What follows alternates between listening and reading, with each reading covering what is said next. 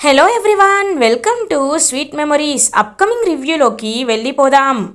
Jagadhatri and Kedar అన్ని problems solve చేయడంతో ఇంట్లో మళ్ళీ ప్రశాంతత తిరిగి వస్తుంది. కౌశికి వాళ్ళ బాబుని తీసుకొచ్చి ఆడిస్తూ ఉంటుంది. ఇంకా దాత్రి అండ్ కేదార్ కౌశికి దగ్గరికి వచ్చి వదిన బ్రేక్ఫాస్ట్ చేశారా అని అడుగుతారు. చేశాను దాత్రి. అవును, మీరేంటి చాలా బిజీగా ఉన్నట్టున్నారు, మీ ప్రిన్సిపల్ ఇంకా మిమ్మల్ని వదటం లేదా అని అడుగుతారు కౌశికి. అంటే ఇవి బిజీ అవర్స్ కదా వదిన, అందుకే కాస్త వర్క్ ఎక్కువగా ఉంది అని పాపం మాట్లాడుతూ ఉంటారు. అప్పుడే కరెక్ట్గా ఇదంతా చూస్తున్న యువరాజ్, నిషిక, వైజయంతి చాలా చాలా జెలస్గా ఫీల్ అవుతూ ఉంటారు. వాళ్ళు రోజు రోజుకి బాగా కౌశికి దగ్గర అయిపోతున్నారు. ఎలా అయినా వీళ్ళని దూరం చేయాలి అని చెప్పి ఇంకా ముగ్గురు ఆలోచించుకుంటూ ఉంటారు. అమ్మా, ముందు మనకు కావాల్సింది ఆ బాబున్నాడే వాడు ఇంటికి దూరం అవ్వాలి.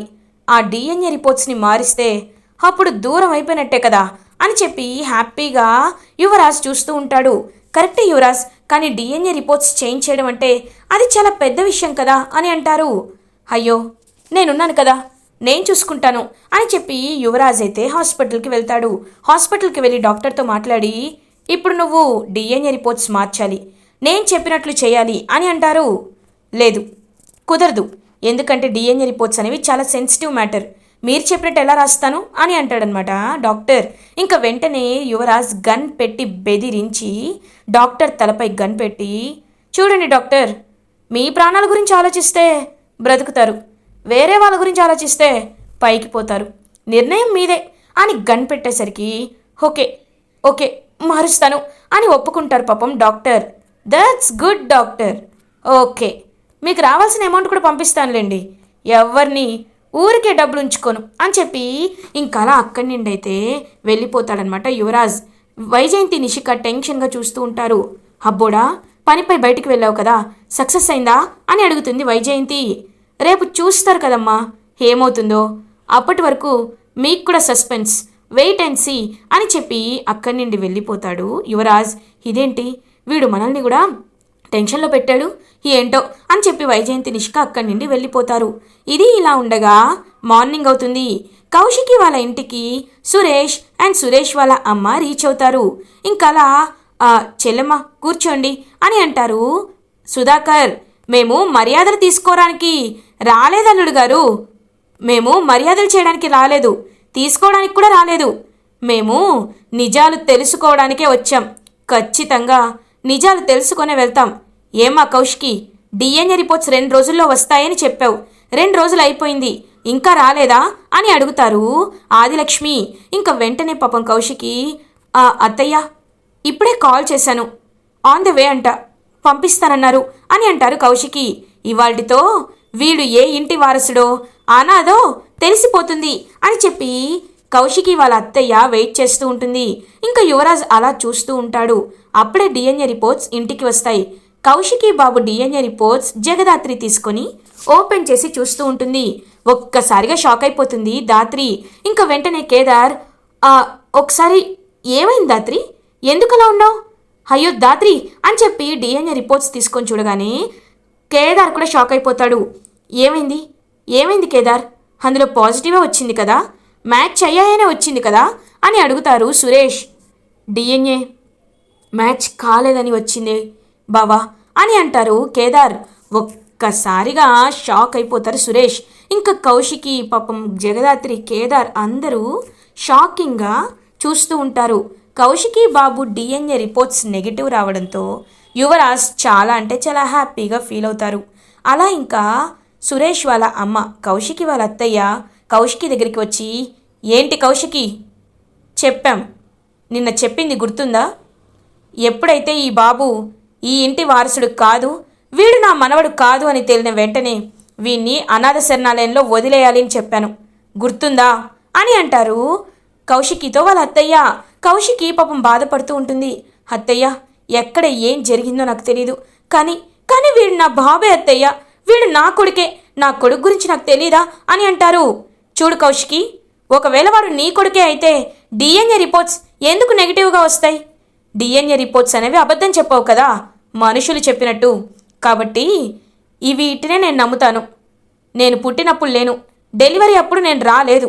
కాబట్టి నేను డిఎన్ఏ రిపోర్ట్స్ పైనే నమ్మకం ఉంచుకుంటాను. వీడిని వెంటనే అనాథ శరణాలయానికి తీసుకువెళ్ళండి అని ఆదిలక్ష్మి చెప్తారు. ఒక్క నిమిషం పిన్ని గారు అని అంటుంది జగదాత్రి. ఒక్కసారిగా ఫ్యామిలీ మెంబర్స్ అందరూ జగదాత్రి వైపు చూస్తూ ఉంటారు. ఏమైంది అని అడుగుతారనమాట. సురేష్, అన్నయ్య, ఇవెందుకో నాకు ఫేక్ రిపోర్ట్స్లా అనిపిస్తున్నాయి అన్నయ్య అని అంటుంది కౌశికితో అండ్ సురేష్తో జగదాత్రి. ఒక్కసారిగా ఫ్యామిలీ మెంబర్స్ అందరూ షాక్ అయిపోతారు. యువరాజ్ అలా చూస్తూ ఉంటాడు. అదేంటమ్మాయి, అలా ఎలా అంటావు నువ్వు? అయినా రిపోర్ట్స్ తప్పు చెప్పవు కదా అని అంటారు కౌశికి వాళ్ళ అత్తయ్య. కరెక్టే పిన్ని గారు, నేను అదే నమ్ముతాను. కానీ ఒక్కసారి ఇక్కడ చూడండి. మనం ఎప్పుడైతే కౌశికి వదినకి బ్లడ్ టెస్ట్ ఇచ్చిన డేట్ ఎంత? మనం ఇచ్చింది 5th జూలై, కానీ ఇక్కడ రాసుంది 6th జూలై. అంటే 1 డే గ్యాప్. ఇవి ఖచ్చితంగా ఇవి ఫేక్ రిపోర్ట్స్ పిన్ని గారు అని అంటుంది జగదాత్రి. ఒక్కసారిగా కౌశికి హ్యాపీగా ఫీల్ అవుతుంది. ఇంకా ఆదిలక్ష్మి కౌశికి వాళ్ళ అత్తయ్య కూడా అలా చూస్తూ ఉంటుంది. సురేష్ కూడా వెంటనే తీసుకొని, అవునమ్మా జగదాత్రి, నువ్వు చెప్పేది నిజమే. మనం మొన్న ఇస్తే ఇది నిన్నటి డేట్తో ఉంది. అంటే ఎక్కడో మోసం జరిగింది అని అంటారు సురేష్. పిన్ని గారు, నా మాట వినండి. ఆ బాబు ఖచ్చితంగా కౌశికి వదిన బాబే. అది మేము నమ్ముతున్నాం. ఎందుకంటే బిడ్డ ప్రాణం పోసింది నేను, అంబులెన్స్లో డెలివరీ చేసింది నేను, పక్కన అండగా ఉన్నది నేను. కాబట్టి బాబు ఫేస్ నాకు ఇంకా బాగా గుర్తుంది. నాకు ఒక 2 days టైం ఇవ్వండి. అవి ఒరిజినల్ రిపోర్ట్స్ కాదు, ఫేక్ రిపోర్ట్స్ అని నేను ప్రూవ్ చేస్తాను అని పాపం జగదాత్రి చేతులు పట్టుకొని అడుగుతుంది. ఇలాంటివన్నీ నమ్మద్దు మీరు ఆదిలక్ష్మి గారు. ఎందుకంటే ఇలాగే చెప్తారు. డిఎన్ఏ రిపోర్ట్స్ అంటే ఒకరోజు అటు ఇటు అవుతుంది. అది టెస్ట్ చేసిన రోజేమో ఎవరికి తెలుసు అని అంటుంది కావాలనే వైజయంతి. అవును, చాలా బ్లడ్ టెస్ట్లో కలెక్ట్ చేసిన డేట్ కాకుండా వాళ్ళు టెస్ట్ చేసిన డేట్ని వేస్తూ ఉంటారు. అలా అని అవి ఫేక్ ఎలా అయిపోతాయి అని అంటుంది నిషిక. వెంటనే నిషిక, ఇక్కడ ఒక లైఫ్ మ్యాటర్. మన ఇంటి వారసుడు అనాథ శరణాలయంలో పెరగడం కరెక్ట్ కాదు. తెలిసి కూడా మీరిలా మాట్లాడడం కరెక్ట్ కాదు. సైలెంట్గా ఉండండి. పిన్ని గారు, నాపై మీకు నమ్మకం ఉంది కదా? ఈ ఒక్కసారి నాకు 2 days టైం ఇవ్వండి అని అంటుంది పాపం జగదాత్రి. ఇంకా కౌశికి వాళ్ళ అత్తయ్య జగదాత్రి ఫేస్ చూస్తుంది. సరే జగదాత్రి, నిన్ను నమ్మి 2 రోజులు టైం ఇస్తాను. ఈ వచ్చిన రిపోర్ట్స్ ఒరిజినల్ ఫేక్ నువ్వే చెప్పాలి. ఒకవేళ ఒరిజినల్ కాదు ఫేక్ అని నువ్వు నిరూపిస్తే బాబుని నా వారసుడిగా, నా మనవడిగా నేను నమ్ముతాను. నిరూపించలేకపోతే ఇమీడియట్గా 2వ రోజు మార్నింగ్ 10 వీడు అనాథ శరణాలయంలో ఉండాలి. ఒప్పుకుంటావా? ఈ కండిషన్కి ఒప్పుకుంటావా అని అడుగుతారు కౌశికి వాళ్ళ అత్తయ్య. ఒప్పుకుంటున్నాను పిన్ని గారు. మేము నిరూపించలేకపోతే ఇమీడియట్గా బాబుని మా చేత్తోనే అనాథ శరణాలయంలో వదిలి వస్తాం. ఒప్పుకుంటాను అని చెప్పి జగదాత్రి పాపం కండిషన్కి ఒప్పుకుంటుంది. ఇంకలా 2 రోజుల తర్వాత వస్తాను. ఫేకో ఒరిజినలో మీరే తేల్చుకోవాలి అని అంటారు. అప్పుడు ఇంక వైజయంతి వాళ్ళు చూస్తూ ఉంటారు. వెంటనే వెనక్కి తిరిగి పాపం వస్తుంది మళ్ళీ కౌశికి వాళ్ళ అత్తయ్య.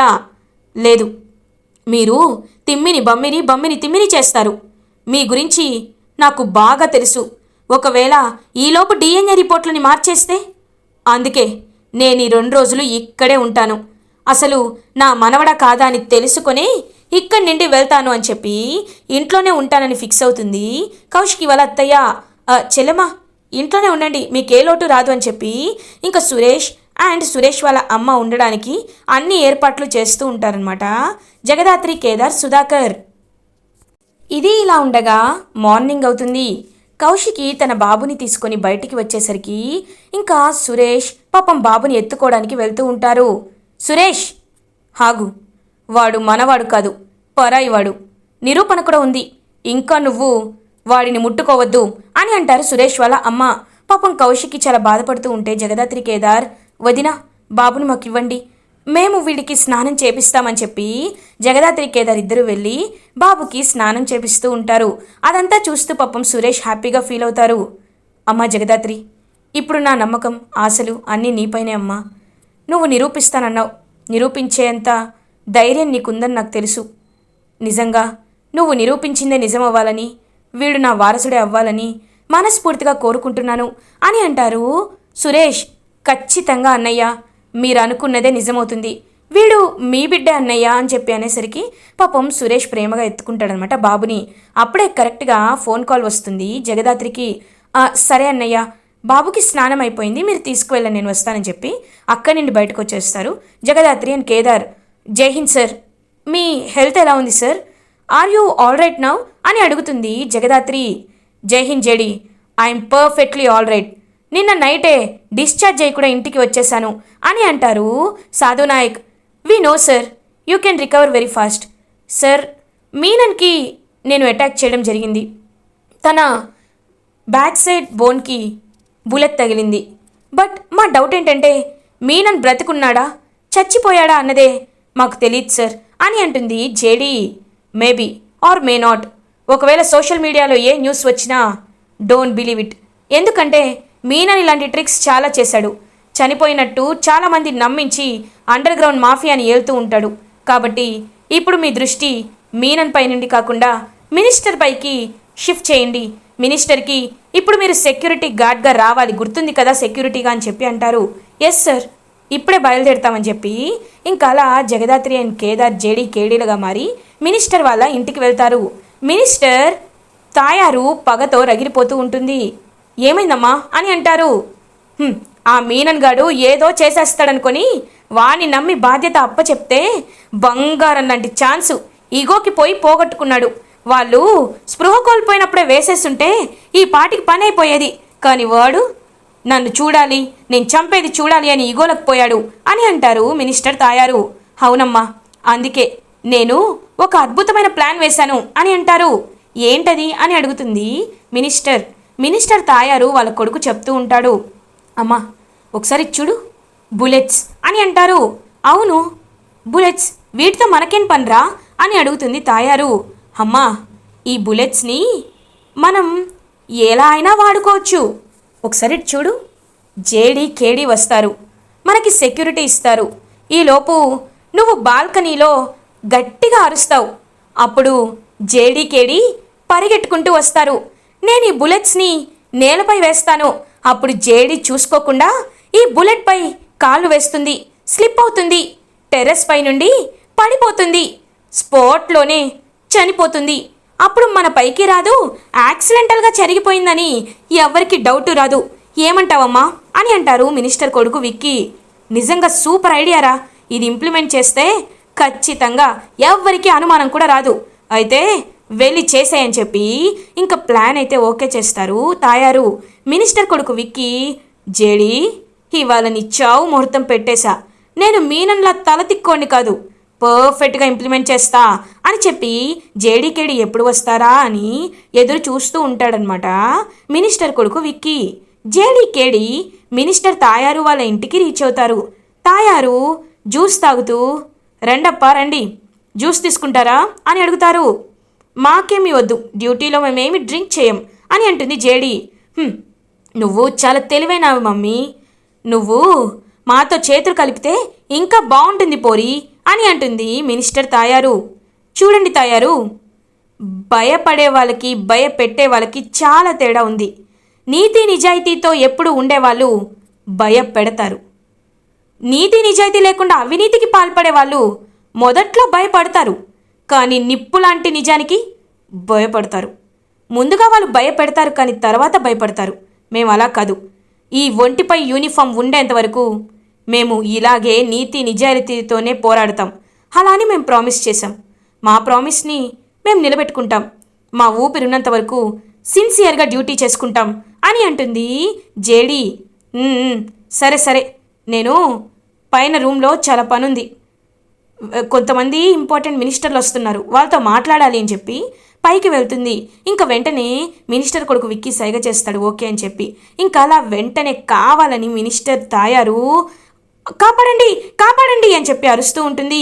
ఇంకా జేడీ కేడీ ఇద్దరు వెంటనే పైకి పరిగెడతారు. అదే టైంకి మినిస్టర్ కొడుకు విక్కీ నేలపై బుల్లెట్లు వేస్తాడు. ఇంకా బుల్లెట్లకి కరెక్ట్గా స్కిడ్ అయిపోతూ ఉంటుందన్నమాట దాత్రి. వెళ్ళు దాత్రి, జెడి వెళ్ళి చావు అని చెప్పి అలా ఇంకా చూస్తూ ఉంటాడనమాట విక్కీ. కరెక్ట్గా అలా జేడి పడిపోబోతూ ఉంటే అక్కడ విక్కీ ఉంటాడు. విక్కీ చెయ్యిని గట్టిగా పట్టుకొని ఆ చేత్తో పైకి లేచి ఇంకా పక్కకి తప్పుకునేసరికి విక్కీ కింద పడిపోతాడు. అంత పెద్ద టెర్రస్ నుండి కింద పడిపోయేసరికి ఇంకా మొత్తం తల నిండా పెద్ద ఇంజురీ అవుతుంది. విక్కీ బాబు విక్కీ బాబు అని చెప్పి తాయారు ఏడుస్తూ ఉంటుంది. ఇంకా అలా విక్కీని హాస్పిటల్కి తీసుకువెళ్తారు. మినిస్టర్ కొడుకు హాస్పిటల్ పాలవడంతో తాయారు, హే జేడి ఇదంతా కావాలని చేసావు కదా అని అంటారు. బుల్లెట్లు అక్కడ ఎవరు పెట్టారో, ఎవరి ప్రాణాలని కావాలని తీయాలనుకున్నారో మాకంతా తెలుసు madam. We are on the record. ఒకవేళ మీరు ఇప్పుడు నాపై కేసు పెడతారా? పెట్టండి, నేను కూడా చెప్తాను. ఈ బుల్లెట్లని చూపించి ఎవరి పని చేశారో మొత్తం చెప్తాను అని గట్టిగా చెప్తుంది జేడి. నీ పని ఇప్పుడు కాదు అని అలా ఇంకా లోపలికి వెళ్ళి చూసేసరికి హాస్పిటల్లో డాక్టర్స్ మినిస్టర్ కొడుకు కోమాలోకి వెళ్ళిపోయాడని చెప్తారు. ఒక్కసారిగా చాలా కోపంగా ఫీల్ అయ్యి, నిన్ను వదిలిపెట్టను జేడి అని చెప్పి పగబట్టేస్తుంది తాయారు. ఇది ఇలా ఉండగా జేడి కేడి బయటికి వచ్చేస్తారు. జేడి మర్చిపోయావా, మనం కౌశికి అక్క ప్రాబ్లం కూడా సాల్వ్ చేయాలి. జగదాత్రి కేదార్గా వెళ్ళే కంటే జేడి కేడీలుగా వెళ్తేనే మనకి బెనిఫిట్ అని అంటారు. అవును, అప్పుడే నిజాలు కూడా చెప్తారు అని వెంటనే ఇంకలా జేడీ కేడీలుగా డిఎన్ఏ హాస్పిటల్ ఎక్కడైతే తీసుకున్నారో హాస్పిటల్ డాక్టర్ దగ్గరికి వెళ్తారు. వెళ్ళి చూస్తూ ఉంటారు. ఏంటి అలా చూస్తున్నారు అని అడుగుతారు. ఈ రిపోర్ట్స్ మీరు ఇష్యూ చేసినవే కదా, ఈజ్ ఇట్ రియల్ డాక్టర్ అని అడుగుతారు. ఒక్కసారిగా వాటిని చూసి షాక్ అయ్యి, ఎవరు మీరు, అయినా ఈ రిపోర్ట్స్ మీ దగ్గరికి ఎందుకు వచ్చాయి, నేనెందుకు మీకు డిస్క్లోజ్ చేయాలి, నేనెందుకు బయటికి చెప్పాలి అని అడుగుతారు డాక్టర్.